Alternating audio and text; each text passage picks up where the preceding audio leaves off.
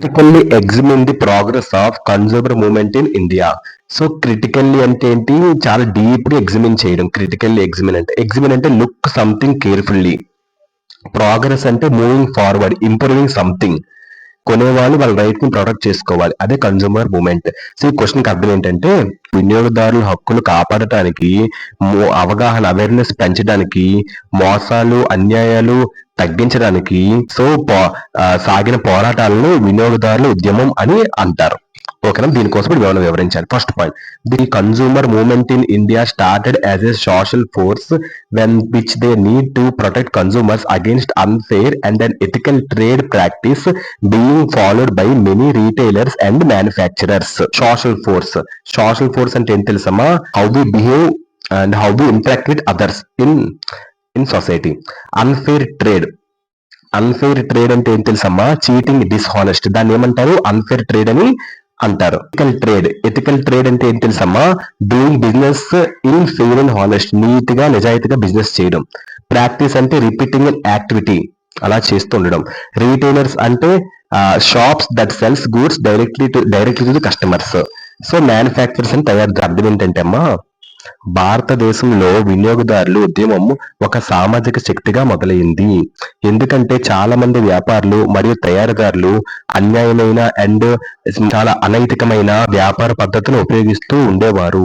వారు నకిలీ వస్తువులు అమ్మడం, ధరలు అధిక ప్రైజెస్ వసూలు చేయడం, తప్పుడు అడ్వర్టైజ్మెంట్స్ చేయడం వంటి మోసాలు చేస్తూ ఉండటంతో ప్రజలు తమ హక్కులను కాపాడుకోవడానికి ఐక్యమై ఉద్యమాన్ని ప్రారంభించారు.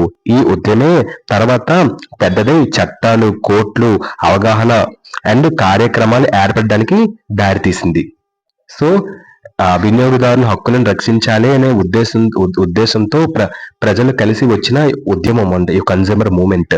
సో అన్యాయ వ్యాపార పద్ధతులపై పోరాటం. సో నకిలీ వస్తువులు, అధిక ధరలు, తప్పుడు ప్రకటనలు, నాణ్యత లేని ఉత్పత్తులు, బరువు కొలతలతో మోసాలు, సో లాభం కోసం వినియోగదారులను మోసం చేయడం. సో ఈ పాయింట్కి అర్థం.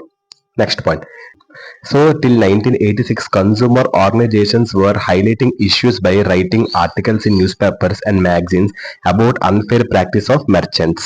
ఓకేనమ్మా, డన్. హైలైటింగ్ కన్సూమర్ ఆర్గనైజేషన్స్ అంటే group of people that works to protect consumers. Highlighting issues అంటే bringing important problems into public attention. Articles అంటే piece of writing including in newspaper. Magazines అంటే booklets అన్నమాట. So unfair practice అంటే dishonest and wrong activity, దాన్ని unfair practice అని అంటారు. Merchants అంటే వ్యాపారులు, people who buy and sell goods in large quantities. So ఈ పాయింట్కి అర్థం ఏంటంటే అమ్మా 1986 వరకు భారతదేశంలో వినియోగదారుల హక్కులను రక్షించే ప్రత్యేక చట్టం లేకపోయింది. అప్పుడు వినియోగదారులు, సంస్థలు, వ్యాపారులు చేస్తున్న అన్యాయ పద్ధతులు, మోసాలు, తప్పుడు ప్రకటనలు, అధిక ధరలు వంటి సమస్యలను ప్రజలకు తెలియజేయడానికి ఈ యొక్క న్యూస్ పేపర్స్, మ్యాగజైన్స్, పత్రికల్లో వ్యాసాలు రాసేవారు, ఆర్టికల్స్ రాసేవారు. ఇలా రాసిన ఆర్టికల్స్ ప్రజల్లో, వ్యాసాలు అంటారు ఆర్టికల్స్ ని, సో అవగాహన పెంచాయి. మరియు ప్రభుత్వం కూడా సమస్యలను గుర్తించడానికి సహాయం అనేది పడింది. 1986 వరకు చట్టపరమైన రక్షణ తక్కువ. సో కన్జ్యూమర్ ప్రొటెక్షన్ యాక్ట్ రాకముందు వినియోగదారులకు బలమైన చట్టాల రక్షణ అనేది లేదు. In 1986, the Government of India enacted the Consumer Protection Act, also known as COPRA. So done. ఈ పాయింట్ కి అర్థం ఏంటంటే అమ్మా, Kapra what is mean enacted అంటే ఏంటి, made into law, officially passed by government. చట్టం తయారవడం, గవర్నమెంట్ ఆఫీషియల్ గా పాస్ చేయదు, అది ఎనాక్టెడ్.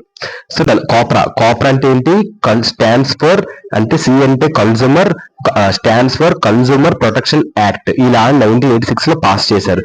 ఇది కన్జ్యూమర్ రైట్ ని ప్రొటెక్ట్ చేయడానికి ఇది యూజ్ చేశారు, అదే కాప్రా. సో ఈ పాయింట్ అర్థం ఏంటంటే 1986 లో భారత ప్రభుత్వం కన్జ్యూమర్ ప్రొటెక్షన్ యాక్ట్ అనే చట్టాన్ని తీసుకొచ్చింది. దీనినే కాప్రా అని అంటారు. సో ఈ చట్టం వినియోగదారుల హక్కులను రక్షించడానికి, వ్యాపారులు చేసే అన్యాయాలు, మోసాలను ఆపడానికి మరియు న్యాయం పొందడానికి ప్రత్యేకంగా రూపొందించబడింది, అదే కాప్రా. ఇది భారతదేశంలో వినియోగదారుల ఉద్యమానికి ఒక పెద్ద మలుపు తిరిగింది. 1986 లో కాప్రా చట్టం ప్రవేశం అనేది పెట్టారు. సో సరైన ఈ కాప్రా వినియోగదారులకు ముఖ్యమైన హక్కులు ఇచ్చింది. సరైన సమాచారం పొందే హక్కు, భద్రత, సురక్షిత ఉత్పత్తుల హక్కు, ఎంచుకునే హక్కు, న్యాయం కోరే హక్కు.